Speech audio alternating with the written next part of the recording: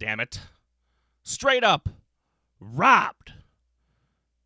Let's talk about some Lucha Underground and tonight's NXT. I'm a sucker for pain. I got the squad tatted on me from my neck to my ankles. I'm pushing from the man, got us all in rebellion. What is going on, guys? I am the one, the only, the WOOKIE. Hopefully that came across all right. I don't know if it did or didn't, to be honest with you. I hope the transition went smoothly and everything went okay. But I want to talk tonight about some Lucha Underground and some NXT. Remember I told you guys I thought I was going to have a little bit of an issue? Well, it turns out the issue was a non-issue, which made everything good. Because I thought they were doing the Dusty Rhodes Classic as a separate show like they did the CWC, but it turns out they're doing it the same way they did last year. And they are going to do them with NXT. So this makes my life completely 100% easier due to the fact of I can watch them both. And that there's only one thing to be said about that. Glorious! No, I won't give in. I won't give in till I love it. Thanks to the man behind the glass. You're doing your job tonight. I love that. That makes me happy that I don't have to deal with the idiot behind the glass that I had to the past few nights. But getting this underway, holy shnikes, was Lucha a good show tonight. That's why we're going to be starting with them straight away. I think it's only fair, really honestly, that we deal with Lucha. Number one, Lucha is so compelling. Lucha is so great that I have to watch it. I couldn't turn Lucha away, to be honest with you. There was no way I could. It was so good to me the first, what is this, episode 5 now? Am I wanting to say? Is that correct? Episode 5? It was so good to me the first 4 episodes. How could I just walk away from Lucha? Couldn't. There was no way, especially with Prince Puma going up against Montanza. It just wasn't happening. There was no way. Too good. Liked it too much. Let's get into this right away. So, Lucha Underground tonight, we're going to open up with Ivelisse versus Mariposa with Marty the Moth at ringside. Woo! I found a new love, people. I have found a new love, and her name is Ivelisse. Oh, my. Now, if you guys know me, which my wife already knew I had the hots for Ivelisse, I'm a sucker for the redhead. I am. It's just in my DNA. I love the redhead, and I especially love bright-colored hair. So Ivelisse, to me, was a no-brainer in seeing her, and she is absolutely glorious! No, I won't give in. I won't give in till I'm and not bad in the ring either. Ha ha! Do I have a drum roll? I don't think I do. We need a drum roll. We do. Oh, you know what? We have this. Yeah, we have the right ding. We like that. Yeah, good in the ring too. Everything about this match was fantastic. Why? And here's what I'm wondering now. I started out with a why. Now, we have good women in WWE now the way it is. But we have people like Ivelisse and Mariposa that are not in the WWE. Why aren't these people on anybody's radar? Okay, Ivelisse and Marty the Moth were on the Stone Cold Steve Austin season of Tough Enough. Son of Havoc was also in that same Tough Enough. Why does Vince decide to pass up on these people? I don't understand it. You stupid idiots! Yeah, I don't get it. Come on, Vince. Wake up. These people go on and they go to do great things. Jabroni. Yeah, absolutely. In other organizations.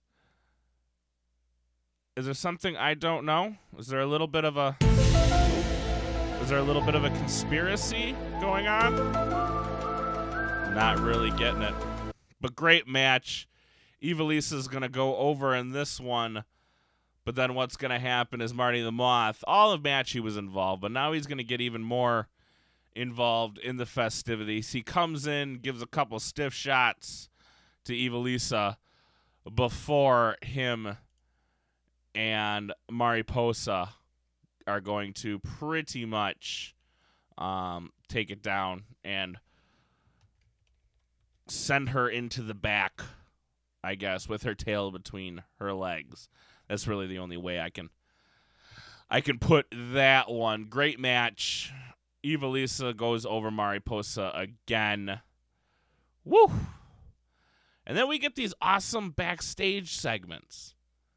Fantastic. Dario Cueto is so good. I mean, I know he's not a McMahon. And I know that the producer or the, originator or whatever you want to call them of Lucha Underground is ever on the show. Maybe they are. I don't know. I don't even know who they are. Mark Brunette, I know, is the executive producer, which means you're already going to get great things because he's pretty much the man, as if you want to call it. But we get things like this going on in the back. Mundo wants his damn championship match, right? Because we spun Dario's Dial of Doom, and it landed on Prince Puma. I don't have a Let's Go Ricochet. Do we have a Let's Go Ricochet? Do we have a button? We don't have a button for Let's Go Ricochet. No, we don't. That is the wrong noise to play in this situation, okay? We like Ricochet. We do. Shut up! No, I will not. I will fire you. I swear to God. It's hard to get good help around here anymore. But Mundo wants his title match. He's not going to get it, and he says, you know what? Then give me the Gift of the Gods title match against Sexy Star. And that makes Dario realize, yeah, Sexy Star did take the pin. And if I remember correctly, Jack Evans was the one who pinned her. So for the Gift of the Gods champion, it will be Sexy Star versus Jack Evans. Leaving him very, very, very upset. We come back from a commercial break, and there's a video that airs. A rabbit is shown on screen in the woods while a man repeatedly says, follow the rabbit. There's images kind of popping in and out of your screen while follow the rabbit is repeated. Follow the rabbit, follow the rabbit, follow the rabbit. So I don't know what that is. I'm sure somebody will tell me in the comment section down below exactly what it is. Some of you guys have been watching Lucha for a lot longer than the Wookie has. The Wookie just started this season, and let me tell you, the Wookie likes what he is getting. Absolutely. Hit that again. Wow. It is fantastic. We come up against, we get a best of 5 series, right? And we got one in WWE, but this one intrigues me. I don't know much about Cage and Tejano. I called him Texano the first time I think I put him on screen. I don't know much about these two. But you got two guys who look good in the ring, and they give you a damn show. I know Sheamus is a good worker, but I'm so done with Sheamus. I'm sorry. Just is what it is. I don't really want to watch Sheamus anymore. Sheamus has been on my screen for the better part, I think, of a decade. For me, Cage and Tejano are new. They're good. They look the part.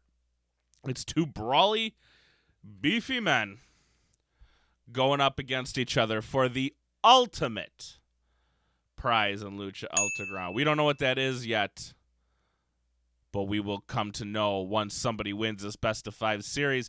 Cage is going to go over in this one, taking a 2-0 series lead. Now, I can only imagine this one is going to go to 5. I'm assuming Tejano is going to take the next 2. And here's another question for you guys. Vince is a big old jobber for, big, strong, burly men, right? You stupid idiots! Yeah, he likes them. How did he not find these two? I don't know. You got me. It's one of those things. How many licks does it take to get to the center of a Tootsie Pop and the world? We ain't gonna know. And I'm done trying to figure it out. But we get to our main event. Montanza going up against Prince Puma. Wow. You want to see how to put a little guy over on a big guy and not have the face win in all of this? Watch this match. And it's a pretty good back and forth. It really honestly is. No one really dominated the other. But towards the end, Prince Puma really starts to kick it into gear. Or Ricochet, the man whose bones are made of rubber. Whoever you want to call him. Really starts to kick it into gear. Honestly. And he does, what did he even do? I'm trying to remember what he did, but he ends up doing that roll through and then gives him a big, I think it was an exploder suplex. You guys are going to correct me if I'm wrong because I don't have my notes in front of me. I'm running off of memory, and I didn't write down the move that he did. So you guys are going to all in the chat, type. In the chat, I'm sure, about how wrong I am, or I get a phone call about how wrong I am. Doesn't matter. Prince Puma almost wins this match until Mil Muertes comes out. He hits his 630 splash, by the way. I forgot to say that. Mil Muertes comes out into the ring, gives Prince Puma a big old spear. Marty Elias is going to call for the disqualification, but Cueto won't let him. He's forced to not call for the bell. Katrina is out at ringside as Mil Muertes still is going at Prince Puma. She raises something in her hand. I don't know what it was. The Wrath of the Gods, something or other. No, I'm sorry. Montanza hits the Wrath of the Gods. She holds something up in her damn hand. I don't know what it fucking was. But, I'm sorry. Then he hits the Wrath of the Gods. I was trying to figure out what the hell she was holding, but no, the finishing move is the Wrath of the Gods to Prince Puma. Montanza going over, and that's your show. But in typical Lucha Underground fashion, it doesn't end there. We go to a scene of Killshot lifting some weights. He's approached by somebody. I don't know who it is. A guy comes in, hands him a letter, basically. And on that letter, it says, "You left me for dead." And that is how Lucha Libre, Lucha Underground, went down this week. It always keeps me coming back and wanting more. Take notes, WWE. You're doing a good job on SmackDown. I'm going to assume because Kevin Dunn probably doesn't have a damn thing to do with it. But take some notes. Because if Lucha Underground ever becomes big, I'm telling you, watch out. Because they could give you a run for your money. I think if people start to figure them out and somehow they get on a big network, I think they could stretch it out to a 2-hour show and be okay. And give WWE a run for your money. But that's all we got for Lucha Underground. We need to go into NXT. We got the start of the Dusty Rhodes Classic coming up tonight. And NXT wasn't bad. It wasn't great, but it wasn't bad. So we get the Authors of Pain going up against the Bollywood Boys for the first round of the Dusty Rhodes Classic. This is a no-brainer. Come on. You knew Authors of Pain were winning. Bollywood Boys didn't stand a prayer. This was a softball. You know what I mean? This was a slow pitch, underhand softball. Authors of Pain moving on. I don't even want to go into it too much because it was ridiculous. Rich Swann's going to go up against Patrick Clark, or should I say Prince. What the fuck was that all about? Patrick Clark, I believe the last time we saw him was he had American flags on his boots, on his trunks. Now all of a sudden the motherfucker's Prince. What the hell is exactly going on with Patrick Clark? Ooh, maybe one. I don't know. It's possible. Something weird is up with Patrick Clark. He played it down right to a T, but I'm not sure how I felt about it this close to Prince's death. I'm sure I'll get over it. Overall, Rich Swann's going to go over here, obviously, pumping him up just a little bit because he's going to be in the Dusty Rhodes Tag Team Classic. We get a little Cedric Alexander going up against Andrade Cien Almas from the week previous. We're also going to get a recap of Liv Morgan and Asuka, Peyton Royce and Billie Kay making fun of her. I don't know if that was shown last week. I'll have to go back and rewatch that. But Peyton Royce is going to go up against Danielle Carmella, which sounds a lot like Carmella. Huh. Can we get that music back, Juan?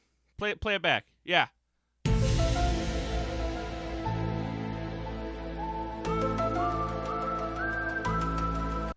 Look, I'm not calling for it right now, but that's just a little bit strange. Supposedly brought up, I forgot where they said she was brought up from. But wow, Peyton Royce. Not only Peyton Royce, but Billie Kay. I had no idea they were Australian. I probably should have known that. But wow, they're even better to me now that they're Australian. Look, WWE is they're reeling me in, right? They're reeling me in slowly but surely. If it's you guys know I'm a sucker for the fake hair, right? The fake hair, the fire truck engine red and the really bright orange. Sucker for it. I just am. But now we have Australians too? If there's something I like better than an Irish accent, it is 110% an Australian accent. Yeah, accent. Am I right? Yeah, give me one more. Yeah. Loving that. Really good. Charlie Caruso is going to go back with the glorious 10. Bobby Roode, you fucking genius. Do you hear it, guys? Do you hear it? Glorious. No, do you feel it?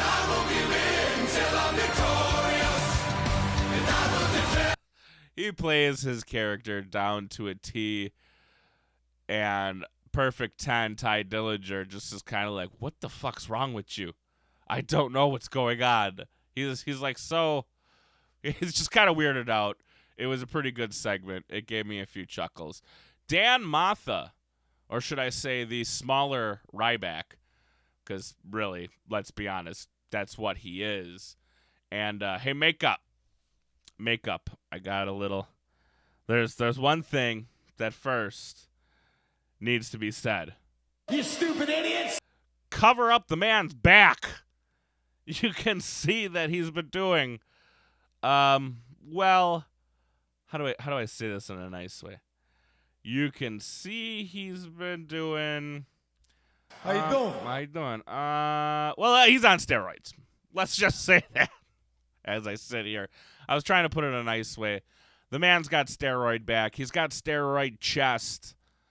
You gotta cover that shit up, especially now when you're trying to tell me, oh, we don't do steroids here, and we have a wellness policy, blah, blah, blah, blah, blah. Not according to Dan Matha's back. You could have read that like a Braille fucking book. But it's okay because he's not going to get too far because Samoa Joe's going to come out. He's going to beat the crap out of him, telling William Regal either to give him Nakamura or give him his belt. God bless him. Fucking Joe is so good as a heel. He needs to be brought up to the main roster, but NXT is so thin. I don't know if you can afford to bring anybody up from the main roster. We get a backstage segment with No Way Jose and Rich Swann. Rich Swann couldn't be more over, could he? Can you handle this? Handle this? Handle this? And I never thought I'd see a dancing gimmick go over, but there it is. You have No Way Jose and Rich Swann. Perfect. Sanity is there's a little promo for them. They'll be here next week, and we come to our main event, the Revival going up against Andrade Cien Almas and Cedric Alexander again for the first round of the Dusty Rhodes Classic. And God, the Revival are so good. Why are these men not on the main roster? I am the main event. Damn straight they are. So good. And it makes me upset that they're still down in NXT. Gets fire in my belly. These guys deserve to be in the main roster, but really, what do you have in NXT right now for tag teams? You have them, Gargano and Ciampa, which I'm assuming are going to be brought up any day now. TM61 and the Authors of Pain. Is that it? That might be it. I'm sure I'm forgetting one or two. But damn, are they good. They're going to go over here afterwards. You're going to see Cien kind of consoling Cedric, but then wags his finger behind his back. He stomps him down, throws him to the floor, drops him to his face, and heel stomps the shit out of him. And he soaks in the "you suck" chants. This is a full heel turn for Almas. Ooh wee, baby. That's right, new message standing by. But what a night to be a wrestling fan. You got two excellent shows going on here, and we alleviated a problem. I can watch NXT when it airs, take my notes, and then I can go I can go watch Lucha on the second airing, I guess you could call it, because they air one back to back. So really, really super enjoyed tonight. If you guys enjoyed tonight, don't forget to leave a thumbs up. Hit that subscribe button for more TNA tomorrow, and we have to do a predictions show for No Mercy. That'll be coming tomorrow. I'm sorry, the prediction show will be coming on probably Friday. If not Friday, you'll hear it during the podcast. You guys can check the links in the description below. For Podbean is where I will be doing all of my podcasts. I want to thank you guys for listening and coming in and joining me for another segment. You guys are fantastic. I love you all. We'll see you tomorrow.